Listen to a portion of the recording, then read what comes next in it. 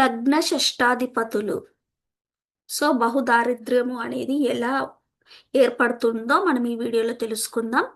లగ్న షష్టాధిపతులు పరివర్తనం అనగా బుధుడు కుజుడి ఇంట్లో, కుజుడు బుధుడి ఇంట్లో ఈ విధంగా ఉన్న పరివర్తన చెంది మారకాధిపతులు ఎవరైతే మారకాధిపతులు ఉన్నారో చంద్రుడు, అలాగే సప్తమాధిపతి గురుడు, వీళ్ళ దృష్టి పడితే లగ్నం మీద పడి షష్టాధిపతి లగ్నం మీద ఈ విధంగా ఉన్నట్లయితే బహుదారిద్ర్యము ఏర్పడుతుందని మనం గమనించవచ్చు.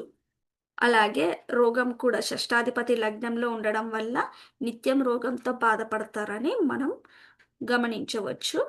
అలాగే మార్కాధిపతుల దృష్టి లగ్నం మీద ఉన్నందున ఈ విధంగా కూడా బహుదారిద్ర్యం ఏర్పడుతుందని మనం గమనించవచ్చు. అలాగే మిగతా గ్రహాల స్థితిగతులు చూసి చెప్పాలి. ఇవి చూసి నిత్యం దరిద్రము ఏర్పడుతుందని మనం అనుకోవడానికి వీల్లేదు. దశలు ఉన్నాయా అనేది కూడా మనం గమనించుకోవాలి. షష్టాధిపతి దశ ఉందా లేదా, మార్కాధిపతులు దశ ఉందా, వాళ్ళు ఏ నక్షత్రాల్లో ఉన్నారు, లగ్నాధిపతి తన స్వనక్షత్రంలో ఉంటే, జ్యేష్ఠ నక్షత్రంలో ఉంటే బాగుంటుంది. సో ఈ విధంగా మనం గమనించుకోవాలి. స్వనక్షత్రంలో ఉంటే ఏ విధంగా ఉంటుంది అనేది మనం గమనించుకోవాలి.